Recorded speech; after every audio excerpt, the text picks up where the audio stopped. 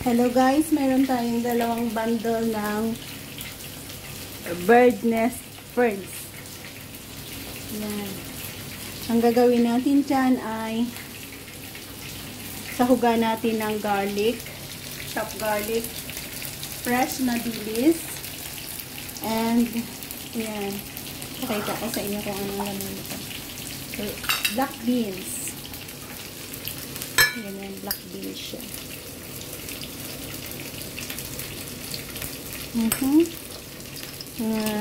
Dalawang kutsara lang na black beans. Yan ang kanyang mga sahog.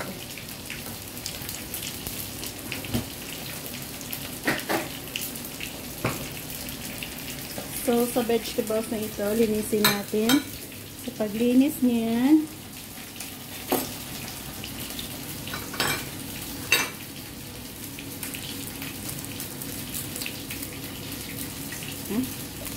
may rubber band pala. Bali ganyan tsura na. May part yan na matigas. Pinaka dito niya. Hindi. Okay lang pala. Basta ganyan. Linisin natin. Tanggalin natin ang mga yan.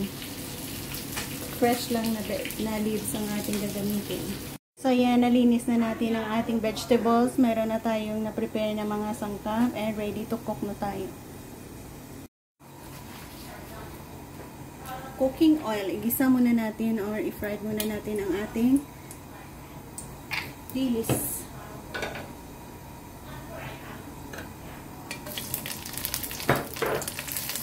Fresh dilis kasi ang ating ginamit.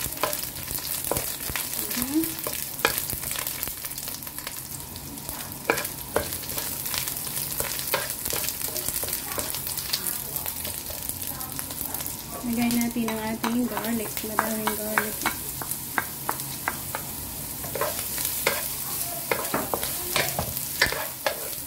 So, natikman nyo na ba or nasubukan nyo na ba ang lutuin ang bird nest ferns na ito?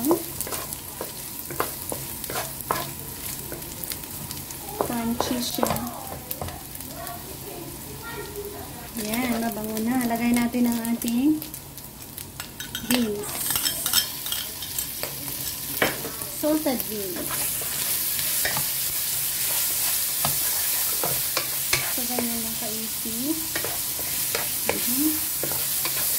Igisa natin doon natin. Lagyan natin konting tubig. Konti lang.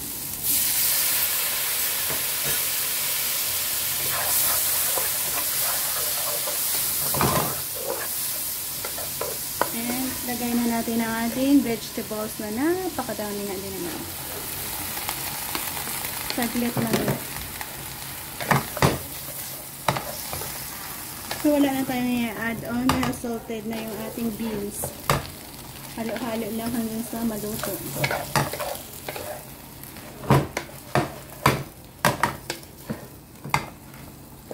Wala, napaka-easy lang yun.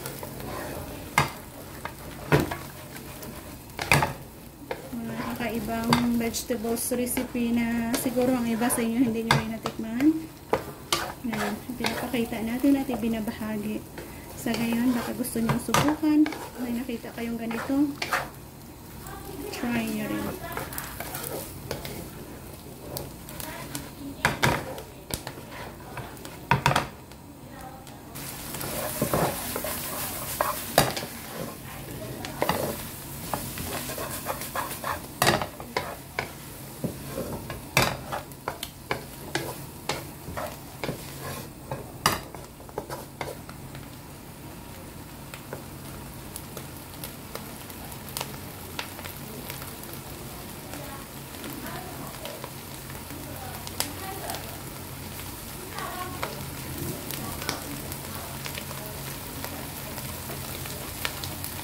Ayan, natikman na natin and nakuha natin ang saktong lasa.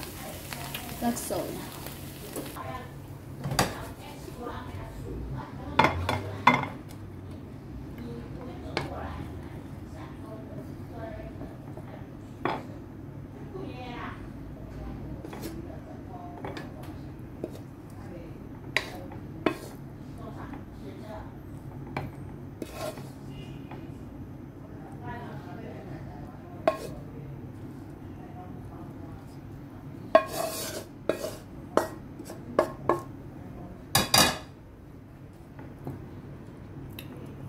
So, ito ang ating finish na ferns recipe. Thank you and God bless.